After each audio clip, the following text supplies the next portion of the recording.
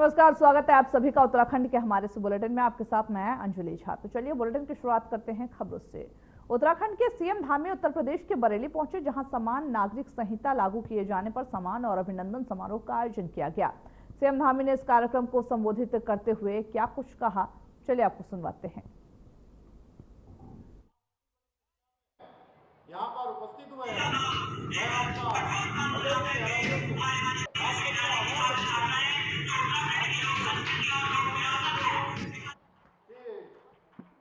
नव संवत्सर चैत्र नवरात्र भी हमारा प्रारंभ हो गया है तथा मैं मां ब्रह्मचारिणी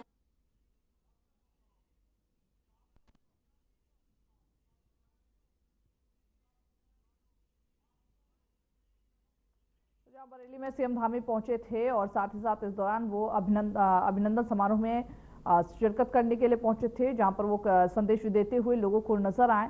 और साथ ही साथ ये भी कहा कि किस तरीके से सीएम धामी ने जो ये कानून की बात कही है, वो जल्द ही समान नागरिक संहिता कानून जल्द ही लागू किया जाएगा। समान अभिनंदन समारोह का आयोजन किया गया था उत्तर प्रदेश के बरेली में, जहाँ सीएम धामी ने शिरकत किया और साथ ही साथ अपना संबोधन दिया, जिसमें सीएम धामी ने लोगों से संबोधित करते हुए कहा किस तरीके से देश अग्रसर है और साथ ही प्रधानमंत्री नरेंद्र मोदी की भी तारीफ करते हुए कहा कि किस तरीके से समान नागरिक संहिता कानून लागू करने के लिए विपक्ष इस कानून के खिलाफ अड़े हुए हैं, लेकिन इसके बावजूद प्रधानमंत्री नरेंद्र मोदी सभी को समान नागरिक संहिता कानून में समान अधिकार दिलाना चाहते हैं। वही साथ ही इन्वेस्टर विश्वविद्यालय में इस कार्यक्रम का आयोजन किया गया था, जिसमें सीएम धामी ने कार्यक्रम में शिरकत करने के लिए पहुंचे थे। उत्तर प्रदेश के बरेली से ये आपको तस्वीरें दिखा रहे हैं, जब मंच पर सीएम धामी बैठे हुए नजर आ रहे हैं। वहीं साथ ही साथ तमाम में से और जो लोग हैं वो भी पहुंचे हुए हैं। वही ये तस्वीरें कहीं ना कहीं बयां करते हैं उत्तराखंड के भले ही सीएम है, लेकिन उत्तर प्रदेश में कार्यक्रम में आए हैं और किस तरीके से बीजेपी की जो डबल इंजन की सरकार है वो हर क्षेत्र में विकास कर रही है। और साथ ही ये भी बताते हुए नजर आए कि उत्तराखंड में किस तरीके से उन्होंने पिछले कार्यकाल से लेकर के अभी तक उन्होंने विकास किया है और किन किन योजनाओं को डबल इंजन की सरकार ने लागू किया, उन सब पर बातचीत करते हुए उन सब पर संबोधन देते हुए नजर आए। वहीं साथ ही सीएम धामी ने समान अभिनंदन समारोह में शिरकत किया और इसका भी जिक्र किया कि किस तरीके से समान नागरिक संहिता कानून को लेकर के जो लोग हैं वो विरोध में चल रहे थे। कई ऐसे लोग थे जिनको इस कानून के मतलब ही नहीं पता थे, लेकिन इसके बावजूद कहीं ना कहीं विरोधाभास साफ तौर पर लोगों में देखा जा रहा था। और साथ ही सीएम धामी ने जो पिछले अपने कार्यकाल है उसमें किन किन बीजेपी ने काम किए हैं इन सालों में, और साथ ही आगे बीजेपी किस तरीके से उत्तराखंड में विकास करेगी डबल इंजन की सरकार और आम जनता के लिए और क्या कुछ खास लाने जा रही है, इन सभी मुद्दों पर बात करते हुए नजर आए। वही साथ ही आम जनता को इससे रूबरू कराते हुए नजर आए कि किस तरीके से आने वाले दिनों में डबल इंजन की जो सरकार है वो आगे जाकर के क्या कुछ करने वाली है और प्रधानमंत्री नरेंद्र मोदी के नेतृत्व में किस तरीके से जो विकास की बयार है वो रुकेगी नहीं, वो एक के बाद एक बढ़ता जाएगा। इन्हीं सब चीज़ों को लेकर के सीएम धामी अपने संबोधन में और नजर आए। वही साथ ही उन्होंने लोगों को ईद की शुभकामनाएं दी हैं, क्योंकि आज ईद का पर्व भी है। इसी मौके पर सीएम धामी भी पहुंचे थे और कार्यक्रम से उन्होंने संदेश देते हुए कहा कि कोई भी त्योहार, किसी भी धर्म भले ही अलग अलग हों, लेकिन हम सभी भारतवासी हैं और सभी को एकजुट होकर के एक साथ मिलकर काम करने चाहिए। ये संदेश देते हुए नजर आए स्टेज से पुष्कर सिंह धामी। तो तस्वीरें हम आपको लगातार दिखा रहे हैं। सीएम धामी जहां बरेली पहुंचे हैं और सीएम धामी ने कार्यक्रम में शिरकत लिया और उन्हीं के साथ तमाम और बीजेपी के जो प्रमुख मंत्री हैं उत्तर प्रदेश के, वो वहां पर बैठे हुए नजर आ रहे हैं। और इस दौरान सीएम धामी ने प्रधानमंत्री नरेंद्र मोदी के कार्यकाल का जिक्र किया।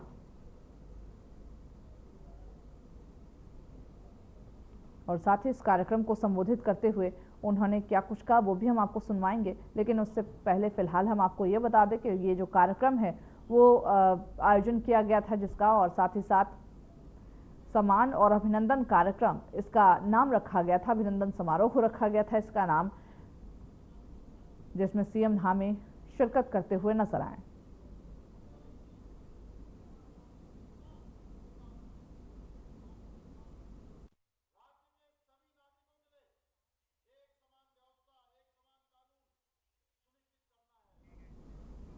वही देहरादून से हैरान करने वाला मामला सामने आया, जहां के कई इलाकों में 100 से ज्यादा लोग कुट्टू का आटा खाने के बाद फूड पॉइजनिंग के शिकार हो गए। बीमार लोगों को देहरादून के जिला कोरोनेशन अस्पताल और दून अस्पताल में भर्ती कराया गया, जहां उनका इलाज चल रहा है। पहले स्वास्थ्य मंत्री धन सिंह रावत ने अस्पताल का दौरा करके फूड पॉइजनिंग का शिकार हुए लोगों का हालचाल जाना और उसके बाद सीएम धामी खुद अस्पताल पहुंचकर बीमार लोगों का हालचाल जानने के लिए वहां पर पहुंचे। वहीं सीएम धामी ने अस्पताल में हालचाल जानने के बाद मीडिया से भी बात की। मीडिया के सवालों के जवाब देते हुए उन्होंने आश्वासन दिया कि जो भी इसके लिए दोषी पाया गया या पाया जाएगा उसके खिलाफ त्वरित कार्रवाई किया जाएगा। उन्होंने मामले की जांच की भी बात कही है कि मामले की जांच की जा रही है, जल्द ही आरोपियों को पकड़ लिया जाएगा।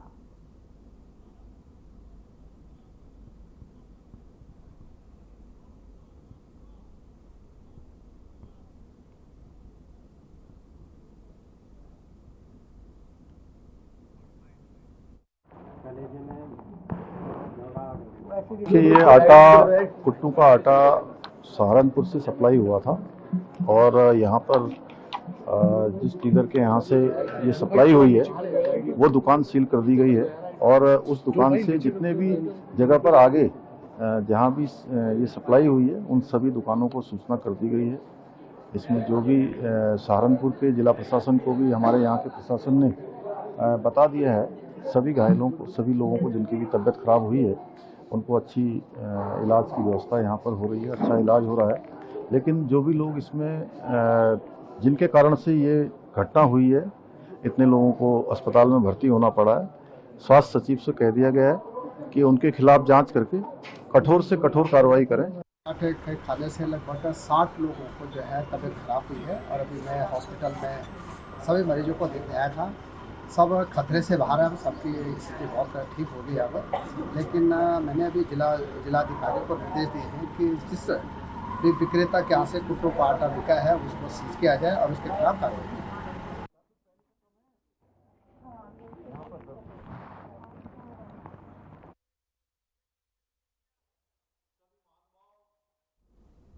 वही चारधाम यात्रा के लिए यात्रियों में अभी से ही जबरदस्त उत्साह देखने को मिल रहा है और इस बात का जो संदेश है वो जो प्री बुकिंग है वो देते हुए नजर आ रही है। अंदाजा आप ऑनलाइन आधार जो पंजीकरण है उसके आंकड़ों से ही साफ तौर से लगा सकते हैं। बताते ये चले कि ऑनलाइन पंजीकरण करवाने वालों का जो आंकड़ा है वो अभी से ही 10 लाख पार कर चुका है। इसमें केदारनाथ धाम के लिए सबसे अधिक 3.29 लाख तीर्थयात्री पंजीकरण करा चुके हैं। यात्रा शुरू होने के बाद 40% पंजीकरण ऑफलाइन किए जाएंगे। बताते ये भी चले कि 10 दिन के भीतर यात्रा के लिए अलग अलग तिथियों में 10 लाख से भी अधिक तीर्थयात्री अभी तक अपना पंजीकरण करा चुके हैं। बाबा केदार के कपाट 2 मई को खुल रहे हैं, जबकि बद्रीनाथ धाम के कपाट 4 मई को खुलेंगे। 30 अप्रैल को अक्षय तृतीया के दिन गंगोत्री और यमुनोत्री धाम के कपाट खुलने के साथ ही यात्रा का आगाज होगा।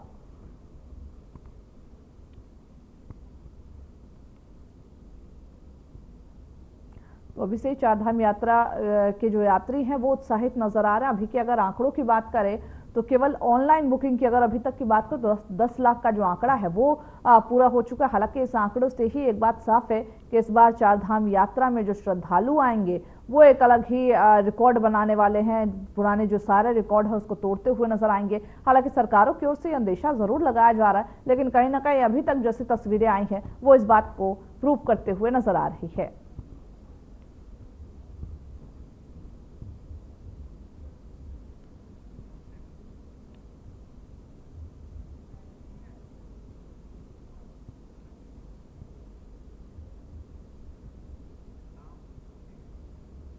जहां पर उत्तराखंड के सीएम धामी उत्तर प्रदेश के बरेली पहुंचे। समान नागरिक संहिता लागू किए जाने पर वो वहां पर इस आयोजन में पहुंचे थे और साथ ही उन्होंने शिरकत किया।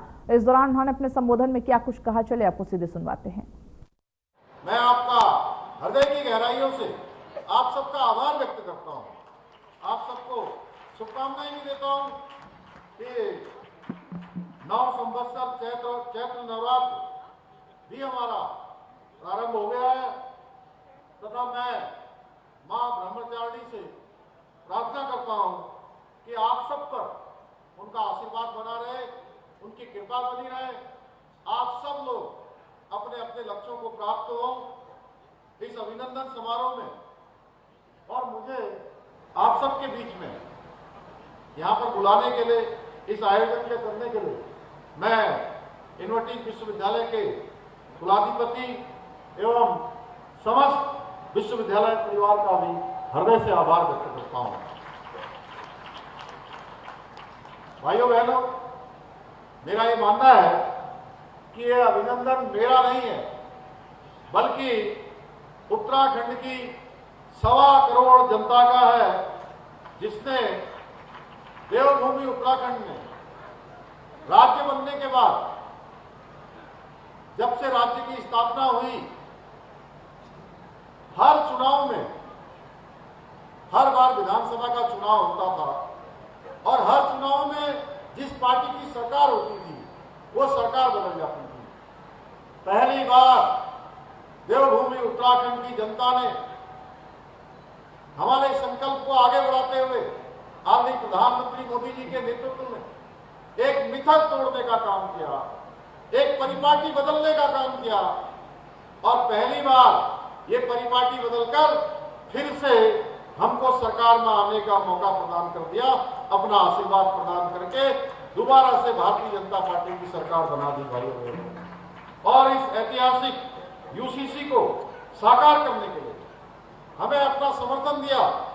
मैं इस सम्मान को अपने राज्य की उस देवभूमि जनता को समर्पित करता हूं, जिन्होंने हमेशा हमारी सरकार पर अपना विश्वास बनाए रखा। भाइयों बहनों, समान नागरिक संहिता लागू करके देश में सभी के लिए एक समान व्यवस्था स्थापित करने का ये विचार कोई नया नहीं है। अभी मेरे से पहले बोलने वाले वक्ताओं ने बहुत विस्तार से कहिए या संक्षिप्त में कहिए, आप सबके सामने बातें रखी और हमारी पार्टी का, हमारी विचारधारा का जनसंघ के समय से ही यह एक प्रमुख मुद्दा रहा है। यहां तक कि संविधान निर्माताओं ने भी इसे संविधान के नीति निर्देशक तत्वों में सम्मिलित किया था। मुझे गर्व है कि हमने उत्तराखंड में सबसे पहले समान नागरिक संहिता लागू कर संविधान निर्माताओं को भी सच्ची श्रद्धांजलि अर्पित करते हुए अनुच्छेद 44 की भावना को साकार करने का काम किया है। भाइयों बहनों, आज हम आदरणीय प्रधानमंत्री श्री नरेंद्र मोदी जी के नेतृत्व में एक सशक्त भारत, एक सशक्त राष्ट्र की स्थापना को लेकर तेजी से आगे बढ़ रहे हैं। आदरणीय प्रधानमंत्री जी के नेतृत्व में देश में अनेक ऐतिहासिक निर्णय लिए गए हैं, जिन्हें पहले की सरकारों ने केवल और केवल राजनीतिक लाभ हानि के गुणा भागों के चक्कर में हमेशा उनको टालती आई, उनसे बचती आई और जनहित के मुद्दों को दरकिनार करती आई। चाहे वो कश्मीर से धारा 370 का अंत करना हो, 3 तलाक जैसा, जिसके बारे में अभी हमारे मंत्री अरुण जी कह रहे थे, 3 तलाक जैसी कुप्रथा को समाप्त करना हो, नागरिक संशोधन कानून अर्थात सीए का कानून लागू करना हो, या हम सब के आराध्य देव भगवान श्री रामचंद्र जी का अयोध्या में भव्य और दिव्य मंदिर का निर्माण करना हो। भाइयों बहनों, ये सभी ऐतिहासिक निर्णय आदरणीय प्रधानमंत्री जी के दृढ़ संकल्प के कारण संभव हो पाए। आदरणीय प्रधानमंत्री जी के कार्यों से प्रेरणा लेते हुए हमने भी उत्तराखंड में समान नागरिक संहिता लागू करने का ऐतिहासिक कदम उठाया। हमने अनुभव किया कि समाज में कुछ समुदाय के लिए अलग अलग व्यक्तिगत कानूनों के कारण भेदभाव, असमानता और अन्याय की स्थिति है, जिसके बारे में कटारिया जी कह रहे थे, समरसता, ममता ये कोसों दूर हो रही थी। समान नागरिक संहिता का उद्देश्य इन्हीं भेदभावों को समाप्त कर राज्य के सभी नागरिकों के लिए एक समान व्यवस्था, एक समान कानून सुनिश्चित करना है। और यूसीसी के लागू होने से न केवल राज्य के सभी नागरिकों को समान अधिकार प्राप्त हुए हैं, बल्कि प्रदेश में महिला सशक्तिकरण के एक नए युग की भी शुरुआत हुई है। और मैं इसमें कहने में मुझे कोई संकोच नहीं है कि ये देश के अंदर जो हमारी 50% आबादी मातृशक्ति है, 50% आबादी का 100% का कानून कोई कानून है तो समान नागरिक संहिता का कानून है। यूसीसी के माध्यम से उत्तराखंड की मुस्लिम बहन बेटियों को अब बहुत सारी कुरीतियों का सामना नहीं करना पड़ेगा। हलाला का सामना नहीं करना पड़ेगा, इज्जत का सामना नहीं करना पड़ेगा, बहु विवाह, बाल विवाह और 3 तलाक जैसी कुरीतियों से उनको मुक्ति मिली है। इसके साथ ही यूसीसी लागू होने के उपरांत अब किसी भी महिला को उत्तराधिकार या संपत्ति के अधिकार में भी भेदभाव का सामना भी नहीं करना पड़ेगा। इतना ही नहीं, समान नागरिक संहिता से न्यायिक प्रक्रिया भी सरल होगी, आसान होगी और तेज होगी। बहुत सारे जो मामले आज न्यायालयों में भी आज विचाराधीन है, उन सब पर भी निर्णय की प्रक्रिया और तेज गति से आगे बढ़ेगी, जिससे अनावश्यक रूप से मुकदमों में भी कमी आएगी और न्यायपालिका का बोझ भी। तो सुन रहे थे आप सीएम धामी को, जो बरेली से गरजते हुए नजर आए। उन्होंने कहा कि समान नागरिक संहिता जो कानून है वो उत्तराखंड में लागू हो गया है और उसके बाद तमाम ऐसे बदलाव है जो देखे गए। वहीं साथ ही साथ प्रदेश सरकार और केंद्र सरकार की बड़ाई करते हुए भी नजर आए। बढ़ते अगली खबर की ओर, जहां पर प्रदेश में डेंगू के बढ़ते खतरों को लेकर के मुख्य चिकित्सा अधिकारी डॉक्टर मनोज कुमार शर्मा ने सभी अधिकारियों को अलर्ट रहने के निर्देश दिए। उन्होंने बताया कि डेंगू के नियंत्रण और बचाव के लिए स्वास्थ्य विभाग सभी जरूरी तैयारियां कर रहा। डॉक्टर ने कहा कि सभी अधिकारियों को जरूरी उपकरण, दवाइयां और अन्य संसाधनों को चाक चौबंद रखने के निर्देश दिए गए। इसके साथ ही स्वास्थ्य विभाग ने अप्रैल माह से आशा कार्यकर्ताओं द्वारा डेंगू के संभावित मामलों का सर्वे कराए जाने और फॉगिंग की प्रक्रिया शुरू करने की योजना बनाई है। मुख्य चिकित्सा अधिकारी ने आम जनता से यह भी अपील किया कि वे अपने घरों के आसपास पानी जमा न होने दें और मच्छरों से बचाव के उपाय को अपनाएं।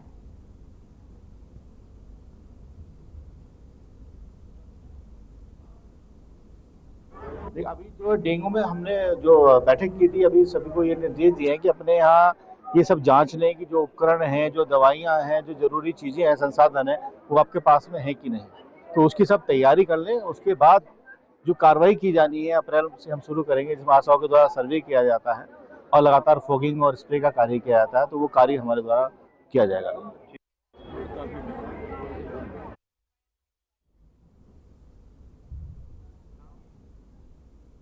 अब खबर लक्सर से है, जहां पर खेड़ी कला गांव में करीब 50 और निरंजनपुर गांव में 11 लोग कुट्टू का आटा खाने के बाद अचानक बीमार हो गए। उल्टी, दस्त और पेट दर्द की शिकायत के बाद सभी को अलग अलग निजी अस्पतालों में भर्ती कराया गया, जहां पर हालत बिगड़ने पर कई मरीजों को हरिद्वार और ऋषिकेश रेफर किया गया। ऐसे में प्रशासन और स्वास्थ्य विभाग अलर्ट मोड पर आ गए और प्रभावित इलाकों में जांच की जा रही है। वहीं घटना में दहशत का माहौल बताया जा रहा है।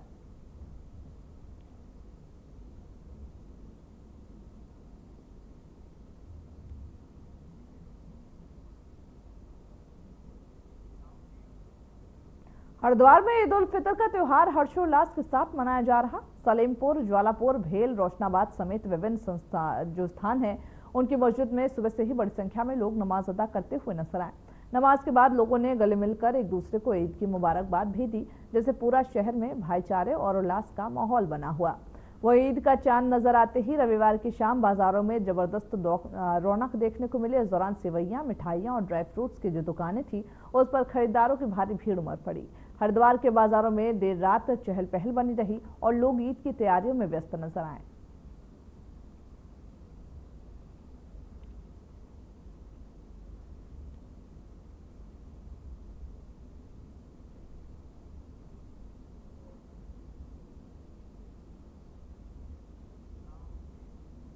वही सिरोली में 32वां उमेश डोभाल स्मृति समारोह आयोजित किया गया, जहां सिरोली के राजकीय इंटर कॉलेज क्यार्क में आयोजित समारोह में वरिष्ठ साहित्यकार महावीर रामवाल्टा को उमेश डोभाल स्मृति सम्मान, कवि हर्ष काफर को गिरीश तिवारी गिरदा जन कवि सम्मान, राजेंद्र रावत राजू जन सरोकार सम्मान समीर शुक्ला को प्रदान किया गया।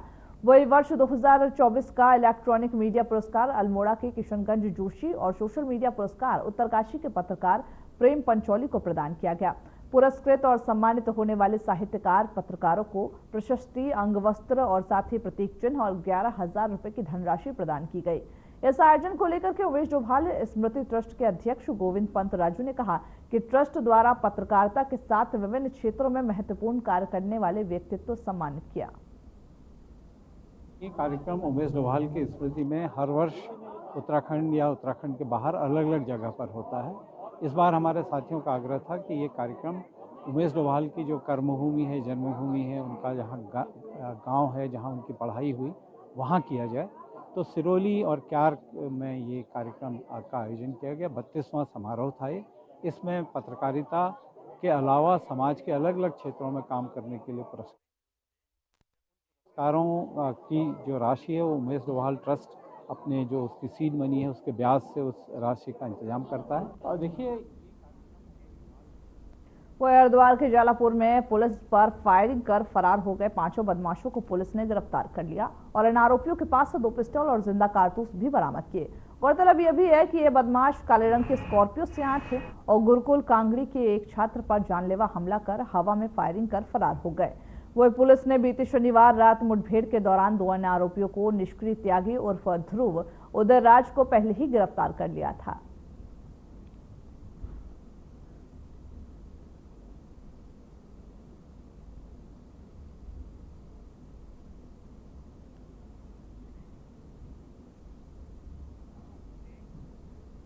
अब खबर हरिद्वार से है, जहां चैत्र नवरात्रि के दूसरे दिन हरिद्वार के सिद्धपीठ मंदिरों में भक्तों की भारी भीड़ उमड़ पड़ी। खासतौर पर चंडी देवी मंदिर में सुबह से ही श्रद्धालु पूजा पाठ और दर्शन के लिए जुटे हुए हैं। वही भक्तों के जयकारे से मंदिर परिसर गूंज उठा और चारों ओर भक्ति का माहौल बना हुआ है। श्रद्धालुओं की बढ़ती संख्या को देखते हुए हरिद्वार पुलिस ने सुरक्षा के पुख्ता इंतजाम किए हैं। साथ ही मंदिरों के आसपास पुलिस बल तैनात किया गया और यातायात व्यवस्था को सुचारू बनाए रखने के लिए विशेष इंतजाम भी किए गए ताकि श्रद्धालु बिना किसी परेशानी के दर्शन कर सकें।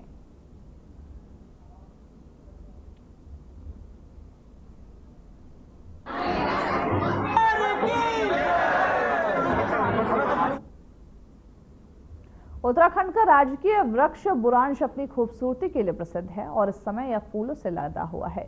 नौगांव विकासखंड के हिमरोल गांव के स्वर्गीय भरत सिंह राणा के जो सुपुत्र हैं और किसान भूषण जगमोहन राणा के बुरांश के फूलों से एक नई शुरुआत हुई है, जिसमें न केवल क्षेत्र के लोगों को रोजगार मिल रहा है बल्कि स्थानीय अर्थव्यवस्था को सशक्त भी किया जा रहा। जगमोहन राणा ने क्षेत्र के तमाम महिला और पुरुष और बच्चों से बुरांश के फूलों को 45 रुपए प्रति किलो के हिसाब से खरीदकर उनका जूस बनाना शुरू किया। यह जूस अब यमुना वैली ब्रांड के नाम से मार्केट में सप्लाई किया जाता है। इससे क्षेत्र के सैकड़ों लोगों को रोजगार मिल रहा और उनकी आमदनी में भी बढ़ोतरी हुई है। वही सीजन में प्रतिदिन लगभग 25,000 से 30,000 तक का बुरांश खरीदा जा रहा, जिससे क्षेत्र में खुशी का माहौल है। स्थानीय ग्रामीणों का यह कहना है कि इस प्रकार के आय से जो स्रोत है उस क्षेत्र में हमेशा बनी रहे, जहां की आर्थिक स्थिति पर भी सकारात्मक प्रभाव पड़ेगा इससे।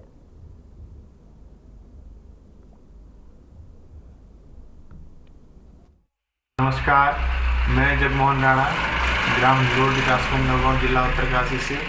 और आजकल बुरांश का पीक सीजन चल रहा है।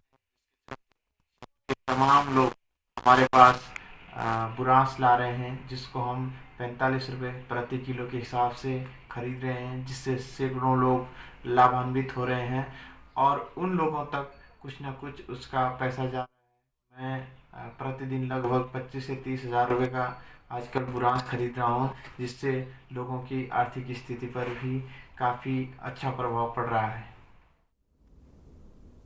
तो चलिए खबरों के हमारे से बुलेटिन में बस इतना ही। मुझे दीजिए इजाजत। नमस्कार।